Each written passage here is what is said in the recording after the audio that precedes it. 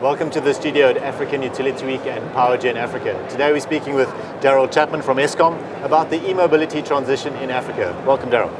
Thank you, Ross. So, Darryl, what are some of the main challenges facing the electric transport transition in Africa?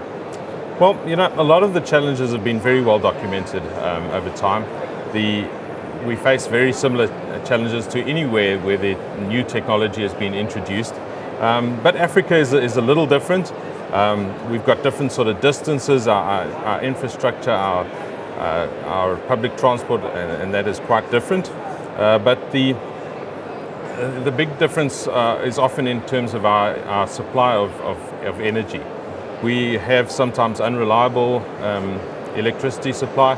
There are a number of countries where there are sustained periods of blackouts, and so this is a challenge for us in South Africa. Okay. What are some of the practical steps that utilities can take to make this EV transition easier?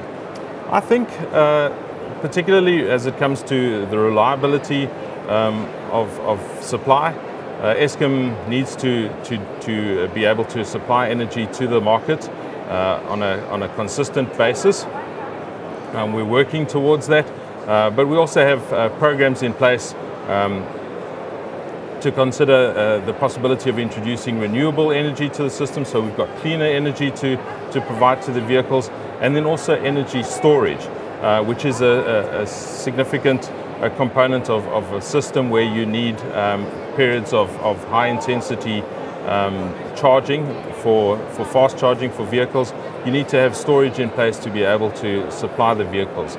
So we've got a research program in place where we are developing a strategy for how to roll that out in South Africa in particular. So what's a realistic timeline for adoption and early success in Africa?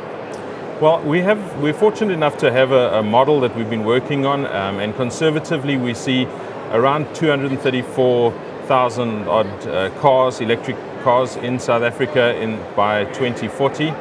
Which might not sound like quite a bit, but it's a steady sort of increase, and then we see a tipping point around 5 or 6 years. So in 5 or 6 years' time, we see it really starting to increase exponentially from that point onwards.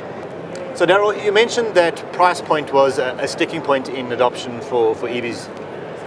It is internationally, not globally, not just in South Africa. They estimating that we could reach a point of price parity with a conventional vehicle around 2025 in Europe. In South Africa, where we don't have incentives in place, in fact we have a very high import duty and taxation on the vehicles. It could even be longer than that before we reach a point of price parity. So the cost of an electric vehicle at this point in time is really one of our biggest issues. It is not affordable for the average end user. Thanks for your insights. Good. Thanks for joining us here. Be sure to subscribe to our channels for more industry-related insights.